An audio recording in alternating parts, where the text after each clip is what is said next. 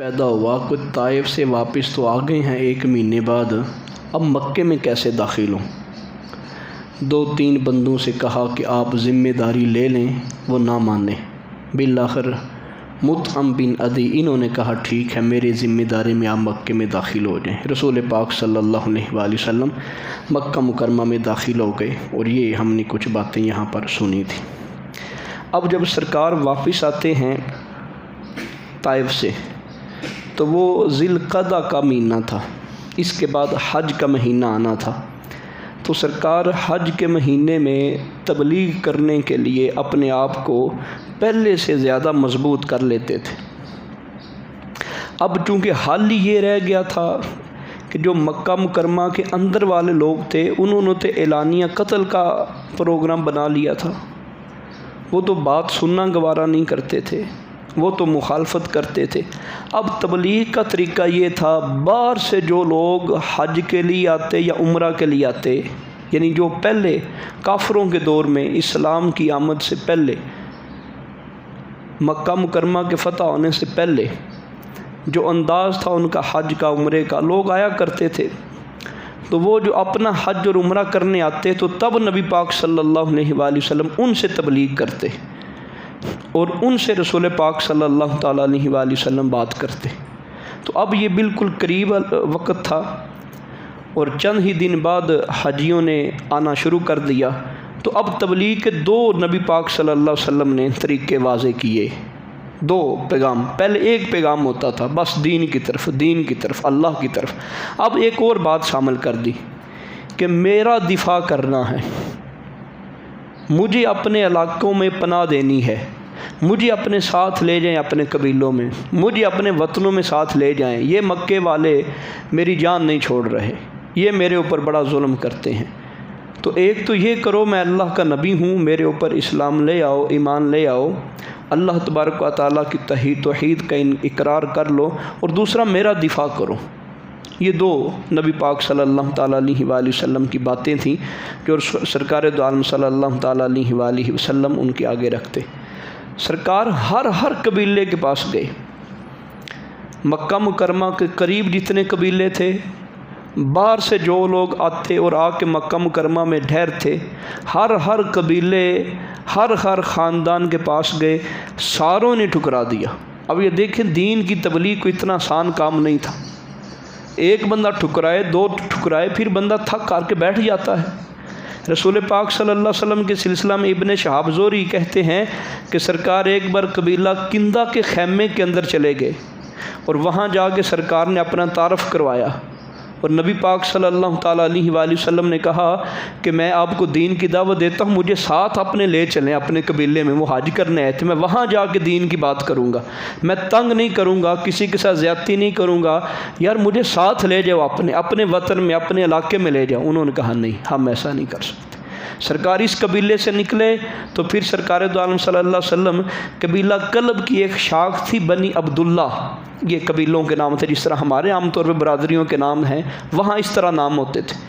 तो रसूल पाक सल्लल्लाहु ताला अलैहि वसल्लम उनके कबीले के अंदर भी गए, उनको भी अल्लाह के दीन की दावत दी, लेकिन उन्होंने भी कहा कि ना हम दावत कबूल करते हैं, ना हम आपका दिफा करेंगे। सरकार वहाँ से निकले और सरकार बनी हनीफ़ा के पास आए, उनके खैमों में आए जहाँ उनका खैमा लगा हुआ था।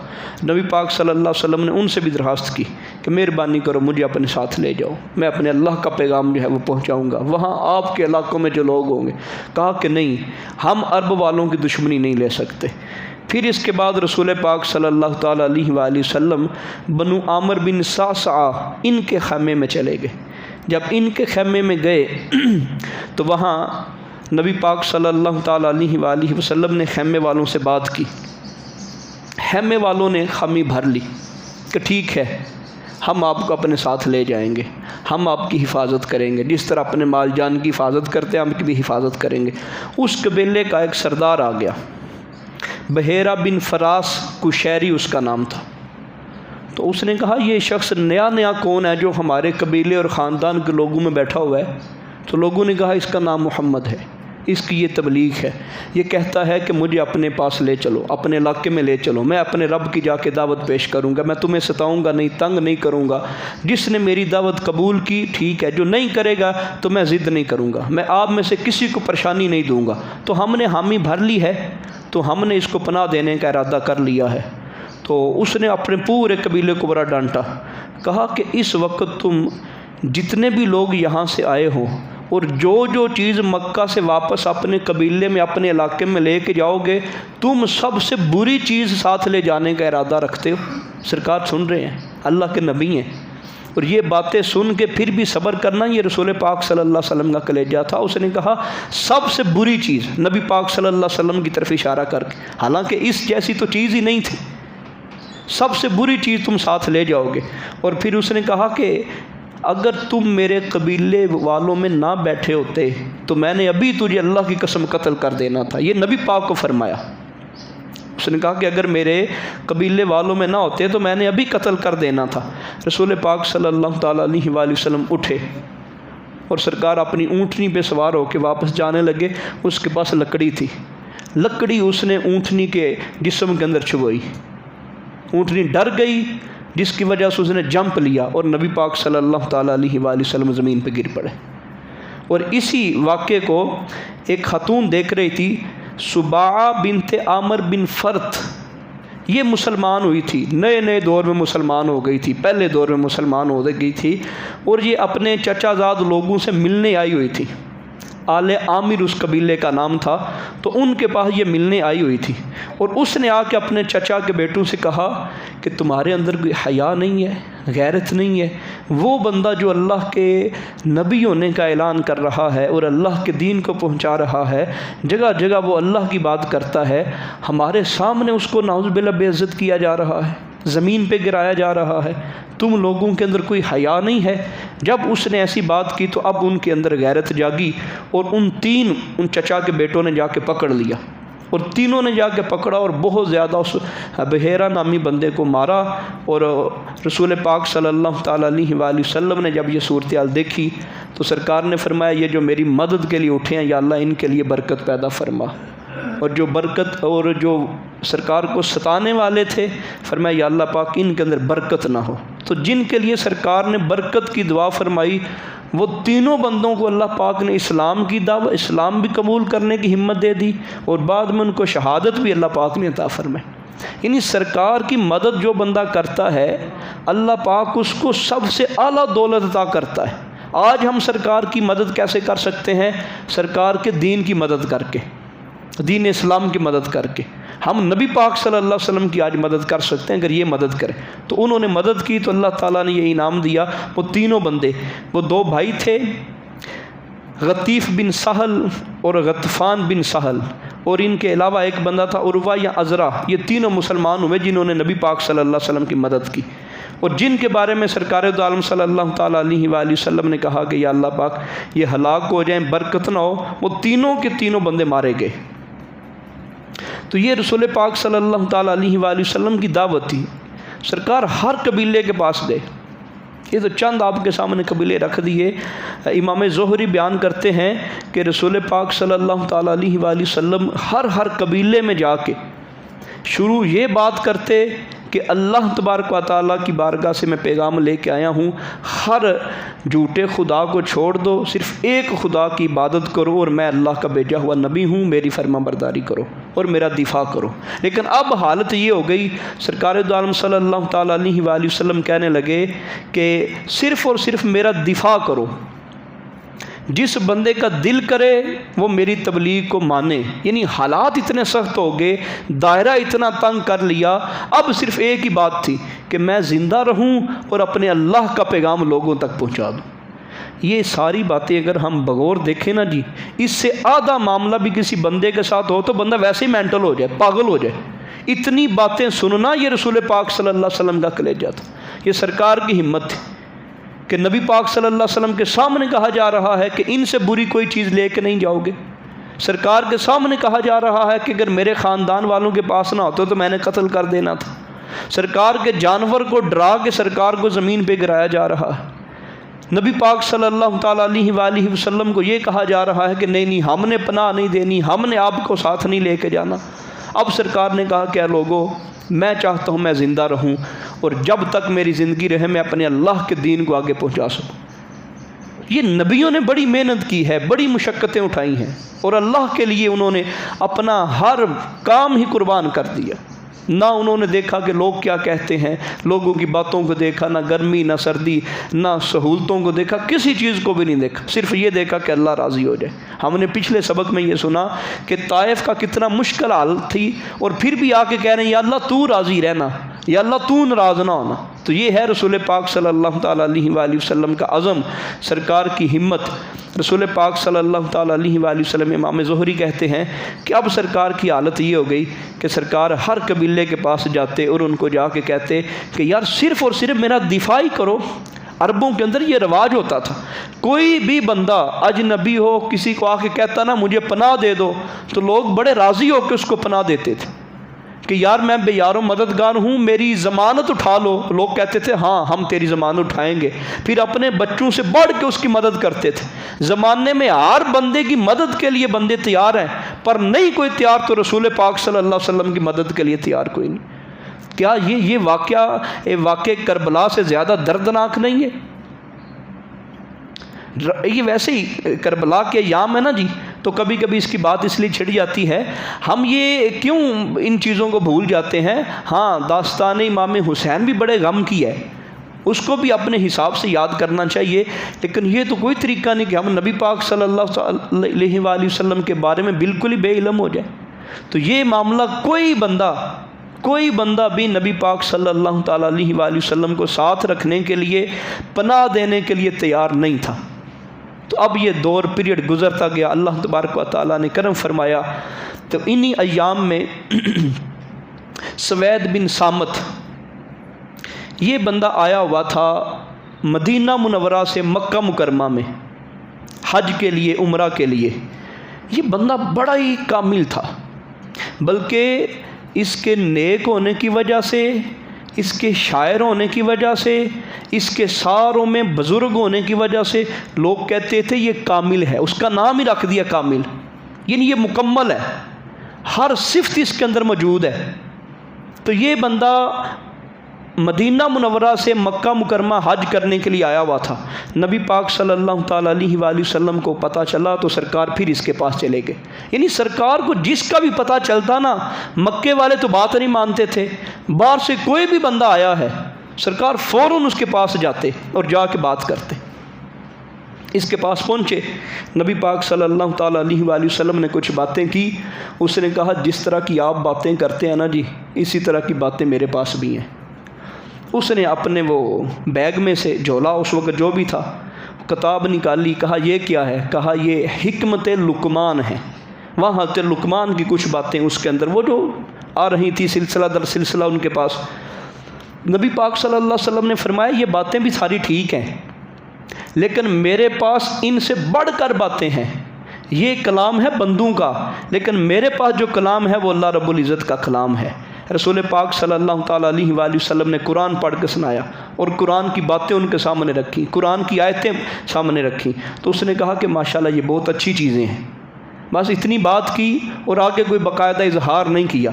लेकिन इनकी कौम वाले जो बाद में मुसलमान हो गए थे मदीने के लोग, उन्होंने कहा हमारा यकीन है, वो बंदा बहुत जल्द फोत हो गया, हमारा यकीन है कि ये बंदा मुसलमान होकर मरा था, इसने नबी पाक सल्लल्लाहु अलैहि वसल्लम पर ईमान लाया था। यानी सरकार एक एक बंदे के पास जाना शुरू हो गए। इसी तरह इन्हीं दिनों के अंदर अबू हुसैर अनस बिन राफ़े ये बनी अब्दुल अशहल के नौजवानों को ले के आए मक्का मुकरमा में। ये मदीना से लोग आए थे मक्का मुकरमा में, तो इनको कुछ तरफदारी चाहिए थी, कुछ हमायत चाहिए थी, मक्के वालों की मदद चाहिए थी। तो अबू हुसैर वहाँ पे मौजूद है। नबी पाक सल्लल्लाहु अलैहि वसल्लम को पता चला तो सरकार इनके पास भी आ गए। सरकार कोई मौका ज़ाया नहीं होने दे रहे, जिस भी बंदे का पता चलता है सरकार फ़ौरन आ जाते हैं। ये अबू हुसैर अपने साथ कुछ लोगों को जो ले के आया था मदद के लिए कि मक्के वालों से हम हमायत लें अपने मदीने के खजरज कबीले के सिलसिले में। तो रसूल पाक सल्लल्लाहु अलैहि वसल्लम इनके पास आए। नबी पाक सल्लल्लाहु ताला अलैहि वसल्लम ने आके इनको दीन की बात करना शुरू की कि ये अल्लाह का कलाम है, मैं अल्लाह का रसूल हूँ, अल्लाह पाक ने इस चीज़ का हुक्म दिया है, इससे मना किया है, तुम मुसलमान हो जाओ, दुनिया भी कामयाब हो जाएगी, आखिरत भी कामयाब हो जाएगी। उन नौजवानों में अय्यास बिन माज, ये एक जवान शख्स था, और इसने कहा क्या मेरी कौम, तुम जो ले के मक्के वालों से जाना चाहते हो ना मदीना, उससे बेहतर ये है, ये ले जाओ, इस्लाम ले जाओ। तो अबू हुसैर वो जो उस पूरे कबीले का, ये पूरे लश्कर का, या पूरी जमात का सरदार था, उसने वो कैंकरियों की मुट्ठी भरी और इसके चेहरे पे दे मारी, ये खामोश हो गए। लेकिन ये भी कुछ अरसा बाद मदीने में आके इंतकाल कर गए। लेकिन इनके बारे में भी लोगों ने कहा कि ये जब मदीना मुनव्वरा आए तो हर वक्त इनकी ज़ुबान से अल्लाह का जिक्र सुना गया, ये अल्लाह तबारक व तआला की बात करते थे, और इन्होंने भी दिल के अंदर इस्लाम को कबूल कर लिया था। बस इसी तरह नबी पाक सल्लल्लाहु ताला अलैहि वसल्लम चलते रहे, और ये 11वां नबुव्वत का साल अब शुरू हो गया। ऐलान नबुव्वत किए 11वां, यानी उम्र शरीफ 51 साल हो गई। तो रसूल पाक सल्लल्लाहु ताला अलैहि वसल्लम ने देखा कि कुछ लोग, अगले साल ये हज का मौसम था, 11वें साल, मदीना मुनव्वरा से आए हुए हैं, कबीले हजरज के वो लोग हैं। नबी पाक सल्लल्लाहु ताला अलैहि वसल्लम ने उन लोगों को जमा किया, 6 बंदे थे, सरकार उनके पास बैठे, उनको कहा कि मेरी बात सुन लें। उन लोगों को रसूल पाक सल्लल्लाहु अलैहि वसल्लम ने, सरकार उन लोगों के पास बैठे, उनको अल्लाह तबारक व तआला का कुरान पढ़ के सुनाया, सारी बातें उनसे की। जब उन्होंने नबी पाक सल्लल्लाहु अलैहि वसल्लम की बातें सुनी, तारफ़ सुना, तो उन्होंने आपस में ये मशवरा किया कि हमें लगता है ये वही नबी हैं जिनके बारे में यहूदी हमसे बातें किया करते थे। असल मदीना के लोगों के मुसलमान होने की एक वजह ये थी कि वो वहाँ यहूद ज़्यादा आबाद थे, और उनकी किताबों में नबी पाक सल्लल्लाहु अलैहि वसल्लम के बारे में बड़ी बातें मौजूद थी। जब कोई जंग भी होती, कोई मसला भी होता, तो वो नबी पाक सल्लल्लाहु अलैहि वसल्लम का नाम लेके दुआएं करते, और ये बाकायदा लफ्ज़ बोला करते थे, अनकरीब एक नबी आने वाला है, हमने उस नबी का कलमा पढ़ लेना है, हमने उस नबी के साथ हो जाना है, जो उस नबी के साथ हो गया वो कामयाब रहेगा, और जिसने उसका इनकार किया, उस नबी के इनकार करने वालों सारों को दुनिया आखिरत के अंदर जिल्लत मिलनी है। फिर जंगों की बात करते, तो उन्होंने कहा ये तो वही नबी हैं जिनके बारे में हमें धमकी दिया करते थे, हम इनका कलमा पढ़ के जल्दी मुसलमान हो जाते हैं, हम उनसे पहले मुसलमान हो जाते हैं। तो ये मदीना मुनव्वरा के पहले 6 बंदे थे जो रसूल पाक सल्लल्लाहु ताला अलैहि वसल्लम पर ईमान लेके आए, मुलाकात इन्होंने की। इनमें 6 में हज़रत असद बिन ज़रारा, औफ बिन हारस, राफ़े बिन मालिक, कुतबा बिन आमर, उकबा बिन आमर, जाबर बिन अब्दुल्ला, ये 6 बंदे थे। समझ लें कि ये पहला पौधा है जो इस्लाम का मदीने के अंदर लगा, यहाँ से फिर इस्लाम की किरणें फूटी। इन 6 बंदों ने इस्लाम कबूल किया, फिर इन 6 बंदों ने आगे जाके पैगाम पहुँचाया। रसूल पाक सल्लल्लाहु ताला अलैहि वसल्लम ने इन लोगों से फरमाया कि आप चले जाओ अपने इलाके में, दीन की बातें बताई, वहाँ जाके दीन का, इस्लाम का पैगाम जो है वो फैलाते रहो। तो ये लोग अपने इलाके में मदीना मुनव्वरा आ गए, और वहाँ आके लोगों को दीन की बातें बताते रहे, आस्ता आस्ता आस्ता आस्ता खुफिया तौर पर, और बहुत अच्छी रिपोर्ट इनको मिली। अब अगला साल आ गया, नबी पाक सल्लल्लाहु ताला अलैहि वसल्लम की उम्र 52 साल हो गई, यानी 52 साल, और नबूवत का 12वां साल।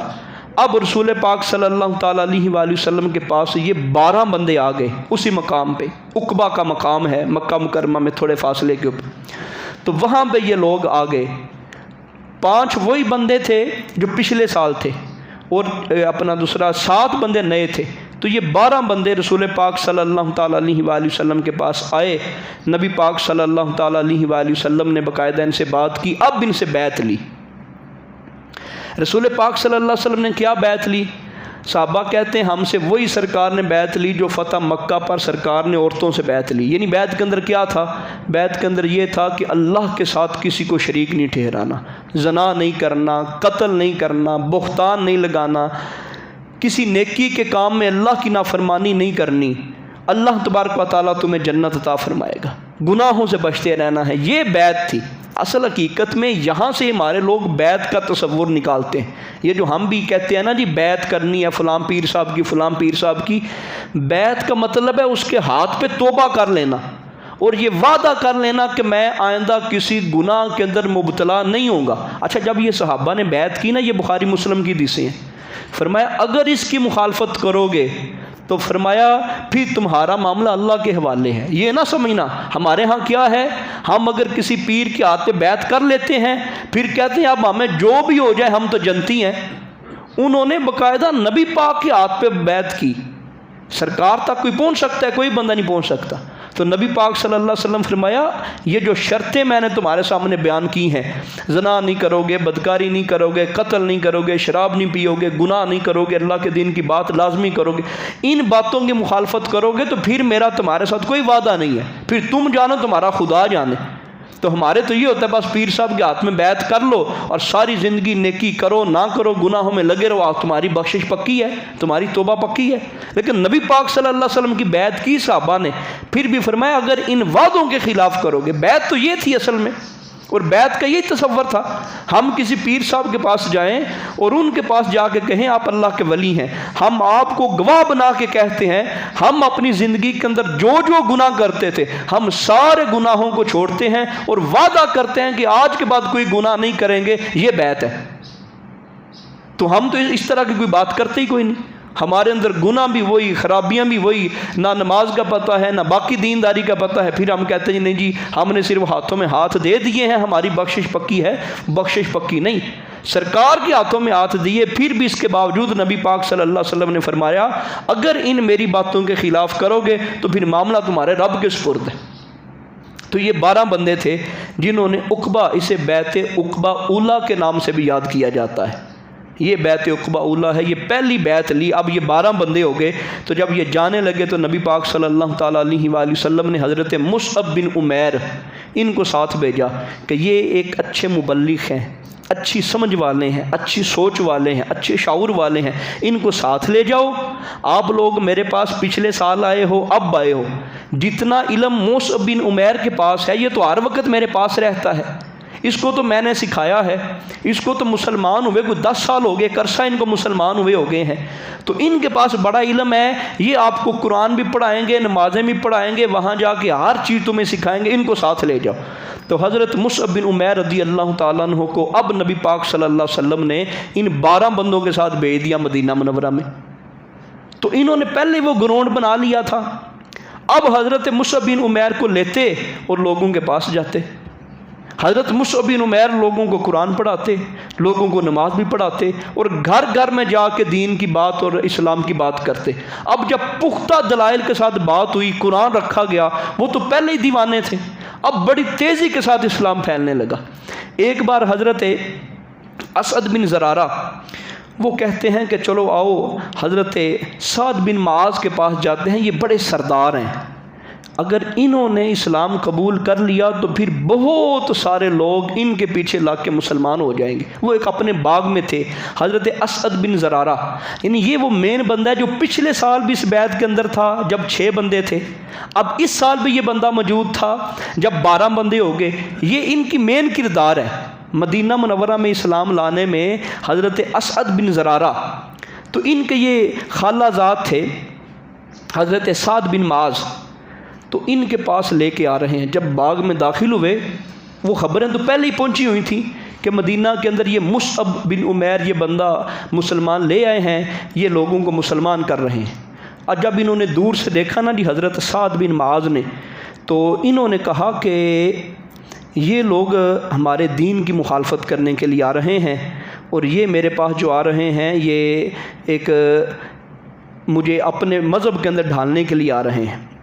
तो नबी पाक सल्लल्लाहु ताला अलैहि वसल्लम के तैयार करदा सहाबी हज़रत मुसअब बिन उमैर रज़ी अल्लाह ताला अन्हु वो भी बाग में दाखिल हो गए और असद बिन ज़रारा जो मदीना के रहने वाले थे ये भी बाग में दाखिल हो गए।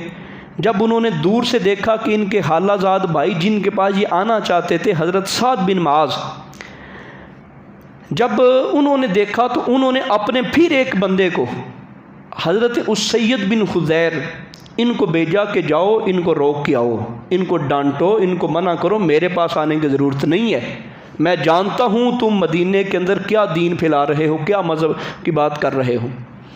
अब हज़रत उसैयद असद बिन ज़रारा ये जो पहले मदीना के मेन बंदे हैं जिन्होंने उक़बा उला के अंदर भी बैत की और उक़बा सानिया के अंदर भी बैत की, तो इन्होंने कहा कि ये जो बंदा आ रहा है ना जी उसैयद बिन खुज़ैर, ये बंदा अगर मुसलमान हो जाए तो फिर भी हमारे लिए बड़ी आसानी हो जाएगी। हज़रत मुसअब ने कहा कि अगर इस बंदे ने बैठ के मेरी बात सुन ली तो मुझे अल्लाह की बारगाह में यकीन है कि ये ज़रूर मुसलमान होकर उठेगा।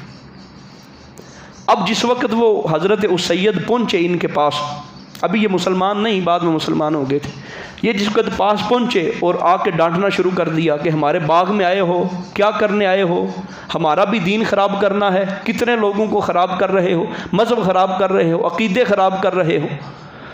तो हज़रत मुसअब ने कहा कि आप हमारी बैठ के बात सुन लें, हमारी बात अच्छी लगे तो कबूल कर लेना। आप इंसाफ वाले बंदे हो, आप अक्ल वाले बंदे हो, एक कबीले के सरदार हो, हमारी बात समझ में ना आए हम यहाँ से चले जाएंगे, बात तो हमारी सुनो। उन्होंने अपना नेज़ा हाथ में था ज़मीन पे गाड़ा और बैठ के कहा जी बात करो। अभी हज़रत मुसअब बिन उमैर ने चंद बातें की हैं, अभी हज़रत मुसअब बिन उमैर अब बातें करना चाह रहे थे, उनकी बात काट के हज़रत उसैयद बिन हुज़ैर ने कहा मुझे ये तो बताओ इस्लाम में दाखिल होने के लिए क्या क्या करना पड़ता है। यानी अब उनका दिल भर चुका था कि मैं मुसलमान हो जाऊं। कहा कि करना ये पड़ता है कि गुस्ल करो, पाक कपड़े पढ़ो, पाक कपड़े पहनो, नमाज पढ़ो, अल्लाह तबारक व तआला का कलमा पढ़ो, नबी पाक सल्लल्लाहु अलैहि वसल्लम की गवाही दो और 2 नफल पढ़ो। वैसे तो मुसलमान होने के लिए सिर्फ कलमा ही ज़रूरी है, लेकिन वो एक पूरा अंदाज इनको अपनाना चाहते थे। इन्होंने कहा जी मैं अभी ये करने के लिए तैयार हूँ। इन्होंने गुस्ल भी कर लिया, कपड़े तब्दील कर लिए और उसी वक्त मुसलमान हो गए। ये आए क्यों थे? हज़रत साद ने भेजा था कि जाओ उनको मना करके और रोक किया, उनको बाग से निकाल दो, वो जो मुसलमान करने मुझे आ रहे हैं। अब ये मुसलमान हो के आ गए।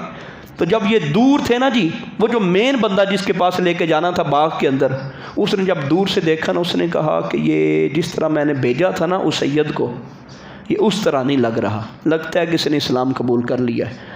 अब ये 3 बंदे हो गए। जब ये आए ना जी हज़रत साद बिन माज के पास, तो उन्होंने भी आके इनको गुस्से होना शुरू कर दिया कि आप लोग किधर आए हो, कितने लोगों के साथ आपने इस तरह किया है, दीन की बात करते हो, कि नया मज़हब लेके आ गए हो। तो फिर हज़रत मुसअब ने कहा हमारी बात तो सुनो, अगर हमारी बात तेरी समझ में आ जाए तो ठीक है, ना समझ में आए तो हम मजबूर नहीं करेंगे। अब ये यहाँ पे बैठे हुए थे। हज़रत मुसअब बिन, नबी पाक सल्लल्लाहु अलैहि वसल्लम ने जो उस्ताद दिया होगा वो कितना बाकमाल होगा। सरकार ने कहा था ना मुसअब को साथ ले जाओ, कितने सहाबी उस वक्त थे, तो हज़रत मुसअब बिन उमैर को भेजा कि इनको साथ ले जाओ। तो इन्होंने भी कहा कि अगर इस बंदे ने मेरी बात सुन ली ना जी तो मुझे अल्लाह की बारगाह में ज़रूर यकीन है कि ये मुसलमान हो जाएंगे।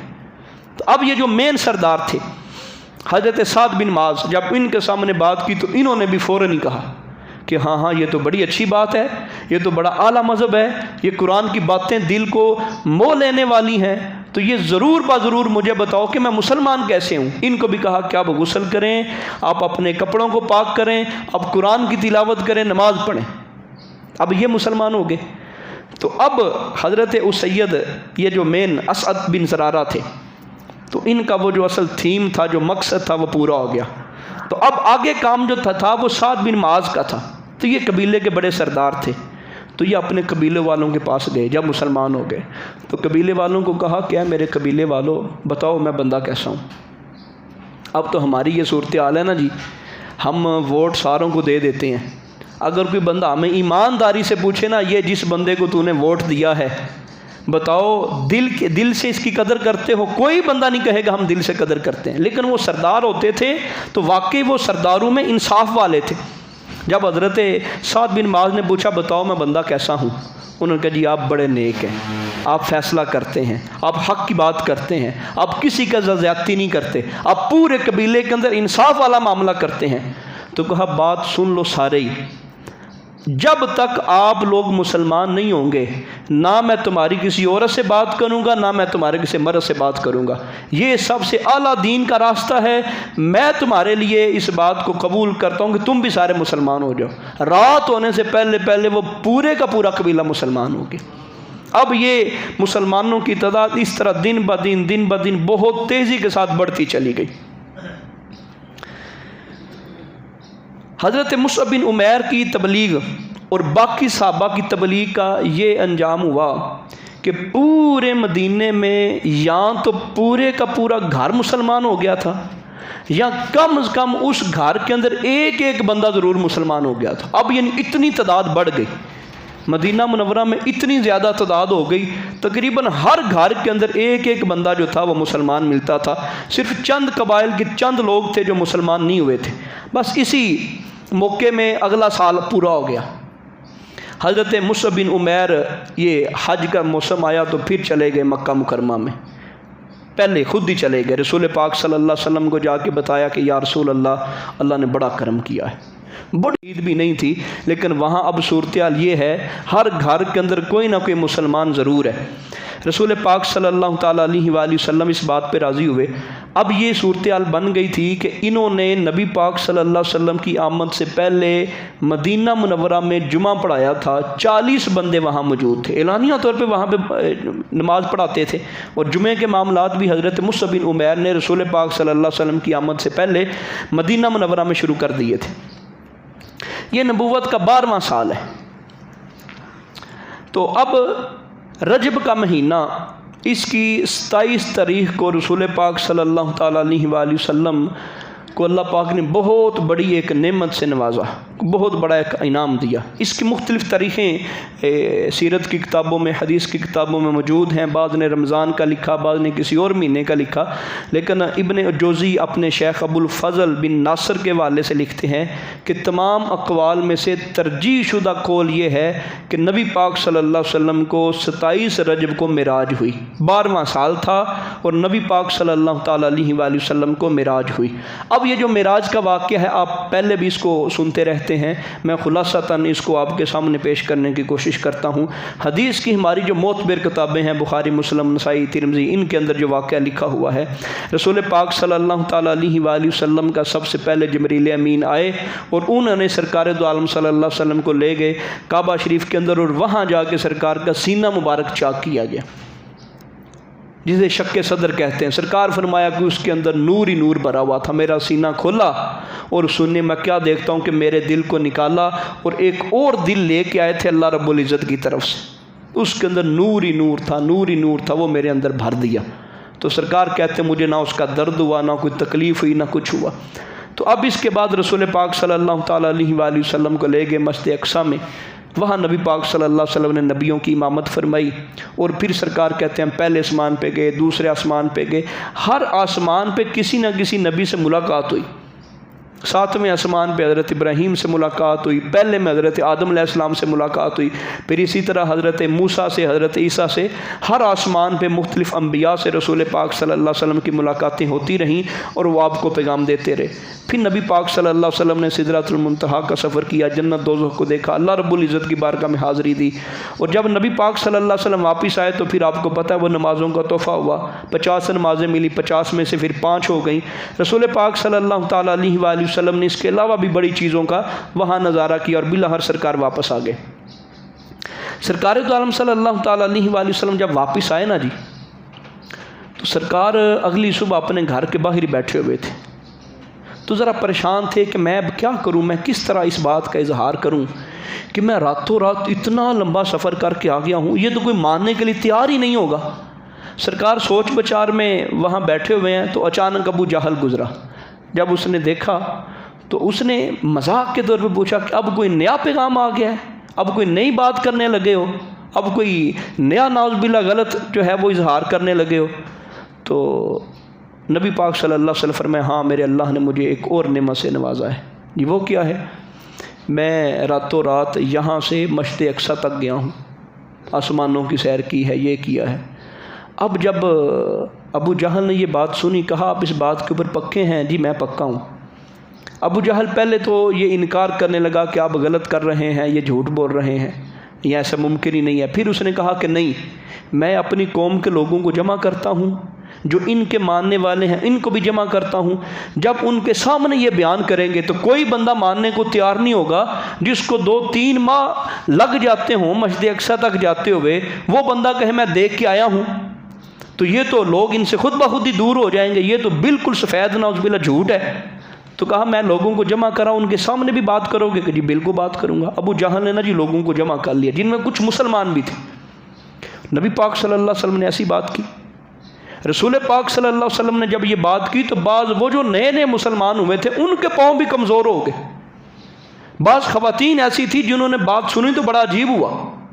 ये बात पहुँचते पहुँचते हज़रत सिद्दीक़ अकबर के पास पहुँच गई। तो जब उनसे ये बात की गई, कहा गया कि वो ऐसा दावा करते हैं, तो आपने कहा मैं तो इससे बड़े दावे को मानने को तैयार हूँ। सुबह शाम वो अल्लाह की बारगाह से कुरान की बातें हमारे पास बयान करते हैं। जब हमने उन बातों को मान लिया है तो ये तो बात ही कोई नहीं, मस्जिद हराम से मस्जिद अक्सा तक गए हैं। और अब जब ये देखा कि लोग इनकार की तरफ जा रहे हैं तो रसूल पाक सल्लल्लाहु अलैहि वसल्लम ने कहा कि नहीं, मैं अल्लाह तबारक व तआला की बारगाह और उसकी तौफीक से सच बात कर रहा हूँ और मैं वाकई सफ़र करके आया हूँ। फिर कुछ ऐसे लोग थे जिन्होंने बैतुल मुक़द्दस को देखा हुआ था, मस्जिद अक्सा को देखा हुआ था, तो उन्होंने कुछ बातें पूछी। सरकार फरमाते मेरे ज़हन से वो बातें निकल गई जो मैंने देखी थी। तो फिर अल्लाह ने मेरे आँखों के सामने मस्जिद अक्सा को ला के रख दिया। मुझसे जो बात पूछते थे मैं इस तरह देखता था, मैं बता देता था, जो बात पूछते थे मैं बता देता था। जब उन्होंने सारी मेरी बातें सही सुनी, उन्होंने कहा नहीं, ये बंदा हक पे है। फिर एक काफिला जा रहा था मक्के वालों का, उनका एक ऊँट गुम हो गया, तो मैंने उसकी भी बिशारत दी कि तुम्हारा ऊँट गुम हो गया। वहाँ पर भी ये बात साबित हो गई। फिर एक जगह उन्होंने पानी ढका हुआ था, वो पानी मैंने पिया था, सरकार फरमाते, तो उस पानी की भी मैंने उनको बात बताई। इस तरह बहुत सारे शवाहद इकट्ठे हो गए, मुसलमानों का ईमान और तगड़ा हो गया। तो ये रसूल पाक सल्लल्लाहु ताला अलैहि वसल्लम को जो अल्लाह तबारक व तआला ने एक बहुत बड़ी नेमत दी थी, वो थी मेराज शरीफ की नेमत। तो रसूल पाक सल्लल्लाहु ताला अलैहि वसल्लम ने मेराज की रात मुख्तलिफ़ चीज़ों को देखा। तो उनमें एक ये देखा कि सरकार की बारगाह में शराब, शहद और दूध पेश किया गया। तो सरकार ने दूध को कबूल किया। तो फिर जिब्रील अमीन ने कहा कि या रसूल अल्लाह, आपने अपने लिए और अपनी उम्मत के लिए बेहतरीन फ़ैसला किया है। फ़ितरत यही पसंद करती है, असल और आसानी यही है कि आप दूध को पसंद करते। तो नबी पाक सल्लल्लाहु अलैहि वसल्लम की बाकायदा तारीफ़ की गई। फिर सरकार ने आसमानों पे देखा, सरकार ने देखा कि 4 नहरें निकल रही हैं, 2 जन्नत की तरफ हैं, 2 जन्नत से बाहर हैं। तो फरमाइए ये जो 2 जन्नत के अंदर हैं ये कौसर और सरसबील हैं, और जो बाहर हैं वो दरिया फ़रात है और दरिया नील है। ये नबी पाक सल्लल्लाहु अलैहि वसल्लम ने देखा।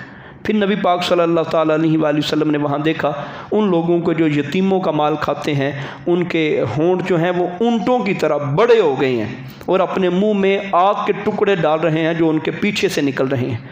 सरकार दो आलम सल्लल्लाहु अलैहि वसल्लम ने मेराज की रात देखा कि सूद खाने वाले वहाँ हैं जिनके बड़े बड़े पेट हो चुके हैं। ज़नाकारों को देखा कि उनके हाथों में अच्छा गोश्त भी है, सड़ा हुआ गोश्त भी है, अच्छे गोश्त को छोड़ के वो सड़ा हुआ गोश्त खा रहे हैं। और सरकार ने ऐसी औरतों को भी देखा कि जो अपने शोहरों की औलाद में उन बच्चों को दाखिल करती थी जो उनके नहीं थे, हराम ज़दगी, तो उसमें देखा कि उनकी छातियों के ज़रिए उनको लटकाया गया है। मुख्तलिफ़ चीज़ें नबी पाक सल्लल्लाहु ताला अलैहि वसल्लम ने मेराज की रात देखी। नबी पाक सल्लल्लाहु ताला अलैहि वसल्लम ने ये भी वहाँ पे अल्लाह तबारक व तआला का करम हुआ कि इतना मालिक के करीब हुए कि 2 कमानों की जो मसाफत थी वो रह गई थी। नबी पाक सल्लल्लाहु ताला अलैहि वसल्लम वापस आए तो 3 चीज़ों का तोहफ़ा दिया, एक नमाज का, और दूसरा सूरह बकरा की आखिरी आयतों का, और तीसरा नबी पाक सल्लल्लाहु अलैहि वसल्लम को ये खुशखबरी दी कि जो भी आपका उम्मती मुसलमान होगा और इसी पर मरेगा अल्लाह पाक उसको माफ़ फरमा देगा। और आप बुराक पर सवार होकर मक्के चले और मस्जिद अक्सा के दरवाज़े की कुंडी पर नबी पाक सल्लल्लाहु ताला अलैहि वसल्लम ने उस बुराक को बांध दिया था। तो ये कुछ बातें थी मेराज के हवाले से। अब इसके बाद ये 13वां साल हुआ तो 500 लोग हज करने के लिए आए। वो जो मैंने अर्ज़ किया था हज़रत मुसअब बिन उमैर पहले ही चले गए, तो ये इस बात से पहले चले गए। तो ये 13वां साल है। अब नबी पाक सल्लल्लाहु ताला अलैहि वसल्लम को मक्का मुकरमा में यही सरकार का आखिरी साल है। 500 लोग आए जो काफिर थे, यानी वो पहले दौर में जिस तरह वो हज करते थे अपने अंदाज में, तो उन 500 लोगों में 70 मर्द और तकरीबन 2 औरतें ये मुसलमान थी, बाकी सारे के सारे मुशरिक थे। उनके साथ मिल के ये हज करने के लिए आए। तो नबी पाक सल्लल्लाहु ताला अलैहि वसल्लम ने जिस तरह इनसे वादा लिया था कि आप लोग जो है वो अगले साल फिर आना, फिर हम बात करेंगे। रसूल पाक सल्लल्लाहु ताला अलैहि वसल्लम को मिलने के लिए हज़रत बरा बिन मारूर और काब बिन मालिक ये उन सारों में सरदार थे। वो जो 70 बंदे आए थे मदीना में से, उनके ये सरदार थे।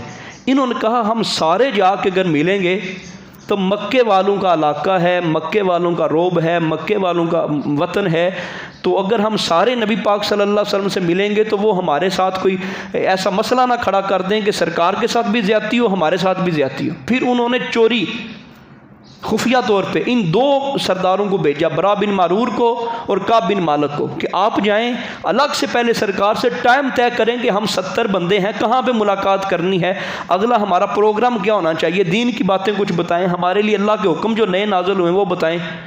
अब इन्होंने अलग से सरकार से मुलाकात की तो नबी पाक सल्लल्लाहु ताला अलैहि वसल्लम ने फरमाया, अय्याम तशरीक के दूसरे दिन ना जी उसी मकाम पे जिस जगह पे हम पिछली रात मिले थे, जब रात की 1/3 गुजर जाए, तीसरा हिस्सा रात का गुजर जाए, तो सारे लोग वहाँ पे 2-2 4-4 करके आ जाना, हम वहाँ बैठ के गुफ्तगू करेंगे। अब ये बात हो गई, क्योंकि एलानिया तौर पे तो मिल नहीं सकते थे, बड़ा पहरा था, बड़ी सख्ती थी।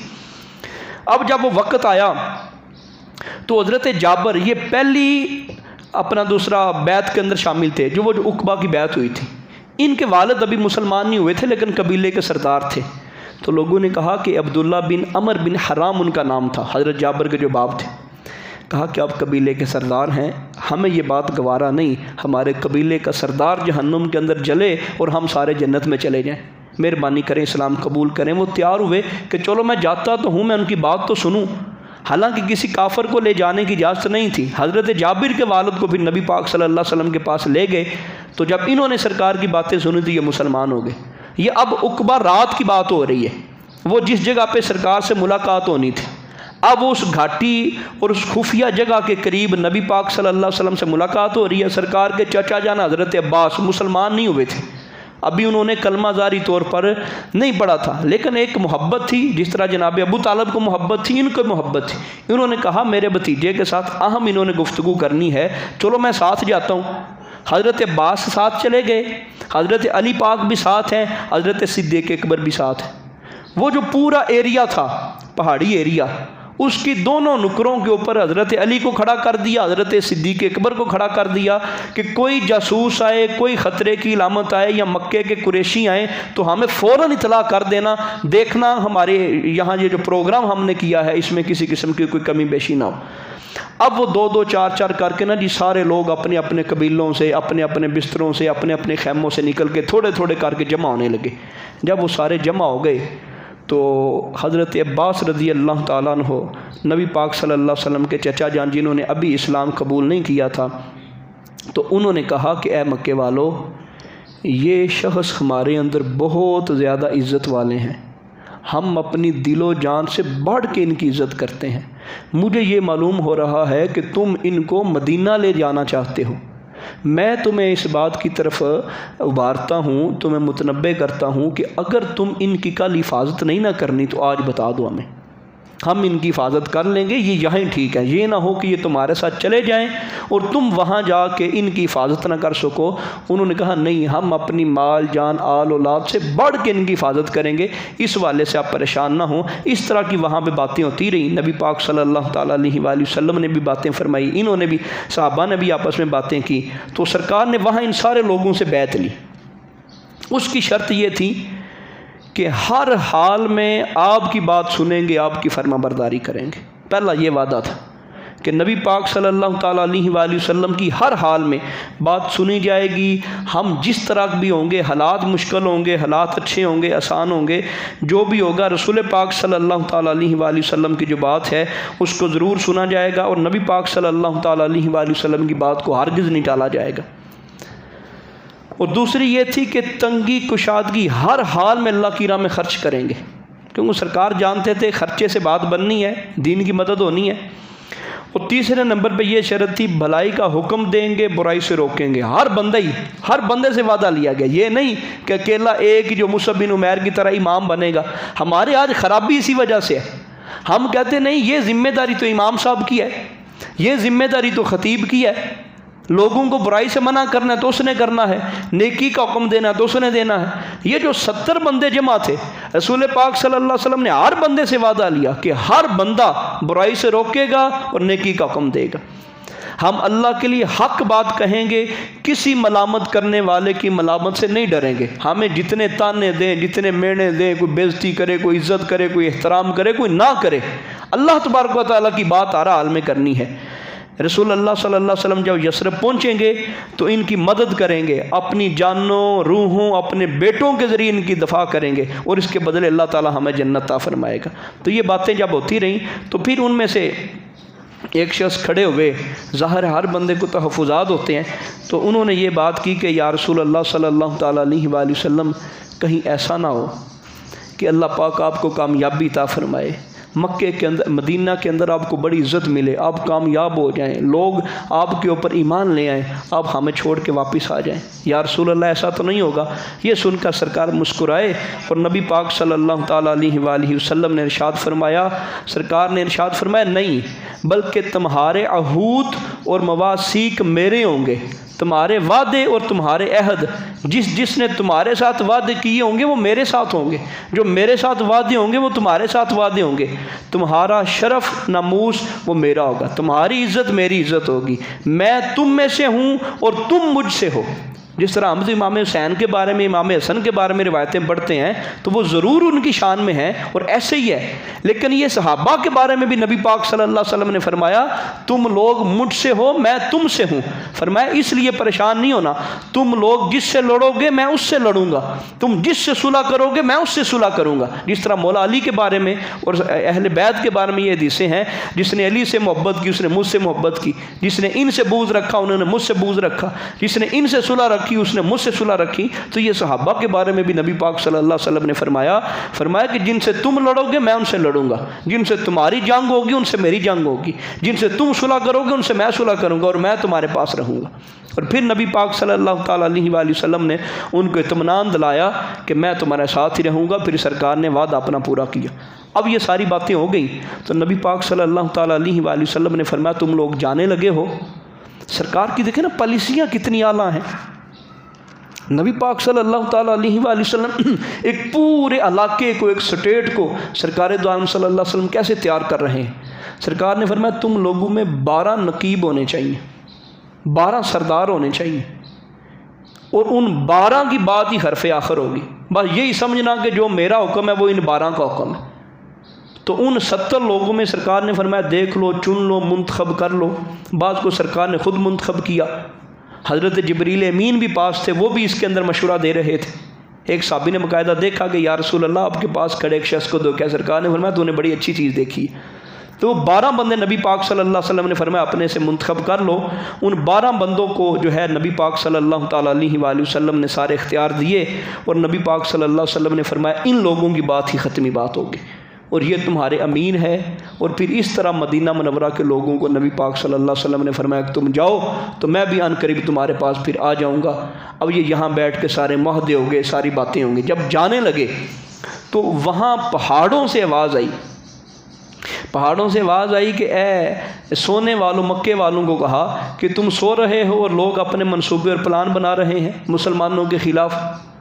तो नबी पाक सल्लल्लाहु ताला अलैहि वसल्लम ने फरमाया साहबा परेशान नहीं होना, ये एक जिन की आवाज़ है, एक शैतान की आवाज़ है जो मक्के वालों को उभार रहा है। तो नबी पाक सल्लल्लाहु अलैहि वसल्लम ने फरमाया कि अल्लाह ने मुझे तेरे दफ़ा के लिए भेजा है, अल्लाह तबारक व तआला ने मुझे तेरे दिफा के लिए भेजा है, अब तू कुछ नहीं कर सकता। अब देखें शैतान एलानिया तौर पे, ऐसा हम सारों की इतनी ज़िंदगी होगी, हमने कभी एलानिया तौर पे शैतान को बात करते हुए नहीं देखा, लेकिन ये इस हद तक मामला पहुंच गया था।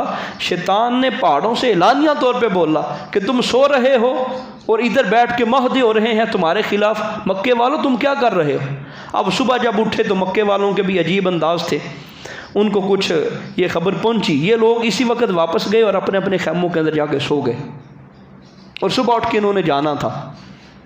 जब ये जाने लगे तो कुछ बातें जो कुरैश के सरदार थे उनको पहुंच गई, तो उन्होंने अपने लोग इनके पीछे दौड़ाए तो सारे लोग चले गए। हज़रत साद बिन अबादा ये उन 12 नकीबों में से एक नकीब थे, इनको पकड़ लिया गया। जब इनको पकड़ा तो इनको बड़ा ही मारा, बड़ी इनके ऊपर सख्ती की। इनको कहा कि बताओ क्या होता रहा है, क्या मामलात होते रहे। हज़रत साद रज़ी अल्लाह ताला अन्हु यहाँ वो मौजूद और उनकी सारी सख्तियों को सहते रहे। और फिर आपसे पूछा गया कि यहाँ किसी का मुआहदा है, आप बोल नहीं रहे थे। तो इनको लगा ये यहाँ किसी बंदे के साथ मुआहदा है, जिस तरह हज वाले आते हैं तो यहाँ किसी के साथ मुआहदा है। तो कहा किसी के साथ मुआहदा है, कोई तेरा जानने वाला है तो बता दो। फिर मुतम बिन अदी और इस तरह के और बंदे का नाम लिया कि वो मेरे हरीफ हैं। जब उनको बुलाया गया, कहा हाँ हाँ, जब हम जाते हैं तो ये हमें पनाह देते हैं, ये हमारी वाकफियत वाला बंदा है, इसको छोड़ दो। तो हज़रत अबादा कहते फिर बड़ी मुश्किल मैंने जान बचाई और मैं अपने बाकी कबीलों वालों के करीब जब पहुंचा तो मैंने देखा वो जंग की तैयारी कर रहे हैं कि हम मक्के वालों के साथ जंग करें। तो जब मुझे देखा कि मैं सही सलामत वापस आ गया, फिर उन्होंने जंग का इरादा तर्क कर दिया। फिर हम सारे के सारे मदीना मुनव्वरा लौट गए। अब ये मदीना मुनव्वरा एक बहुत बड़ी स्टेट समझे बन गए। नबी पाक सल्लल्लाहु ताला अलैहि वसल्लम से इजाज़त मिल गई और आगे हम इंशाअल्लाह जो समात करेंगे वो रसूल पाक सल्लल्लाहु अलैहि वसल्लम की हिजरत, अब वो आखिरी साल है जब सरकार दो आलम सल्लल्लाहु अलैहि वसल्लम मक्का से मदीना मुनव्वरा चले गए और नबी पाक सल्लल्लाहु अलैहि वसल्लम ने फिर सारी उम्र वहाँ गुजार दी मदीना मुनव्वरा में। तो अल्लाह पाक हमारे पर रहम फरमाए, जो हमसे हक बात हुई अल्लाह कबूल फरमाए, बख्शिश का ज़रिया बनाए, और जो हमसे कमी बेशी हुई अल्लाह पाक को माफ़ फरमाए। आमीन बिजाहि नबी आमीन। बिस्मिल्लाहिर्रहमानिर्रहीम। अल्लाहुम्मा सल्लि अला सय्यिदिना व मौलाना मुहम्मदिन व बारिक व सल्लिम व सल्लि अलैहि। रब्बना आतिना फिद दुनिया हसनतन व फिल आखिरति हसनतन व क़िना अज़ाबन्नार। अल्लाहुम्मा मन अहयैतहु मिन्ना फअहयिही अलल इस्लाम व मन तवफ़्फ़ैतहु मिन्ना फ़तवफ़्फ़हु अलल ईमान। या रब्बल आलमीन, या मालिक मौला, हम सब ने जो पढ़ा सुने से कबूल फरमा, ख़ताएँ गलतियाँ माफ़ फरमा। या रब्बल आलमीन, या मालिक मौला, रहम करम फरमा। या पाक परवरदिगार, तेरे महबूब का ज़िक्र खैर करते हैं, सुनते हैं, तेरे दीन की इब्तिदा की बातें सुनते हैं, करते हैं। या अल्लाह पाक हमारे लिए, हम सब के वालिदैन के लिए, आल औलाद के लिए, आबा अजदाद के लिए या अल्लाह पाक बख्शिश का ज़रिया बना। मौला करीम हमें बढ़ चढ़ के रसूल पाक सल्लल्लाहु अलैहि वसल्लम से प्यार करने और आपके दीन का पैगाम फैलाने पहुँचाने की तौफीक अता फरमा। या अल्लाह पाक हाज़रीन के ऊपर रहम करम फरमा, इनके मसाइल, इनकी परेशानियाँ, इनके या अल्लाह पाक दुख दर्द दूर फरमा। दीन दुनिया की हर किसी को बरकतें अता फरमा, पूरी उम्मत की खैर फरमा, अहले फ़लस्तीन की खैर फरमा। या रब्बल आलमीन, हमारी इस मजलिस को हमारे लिए दुनिया में, कब्र में, हशर में, आखिरत में सुरखरुई का ज़रिया बनाना। बिहक़्क़ि ला इलाहा इल्लल्लाहु मुहम्मद।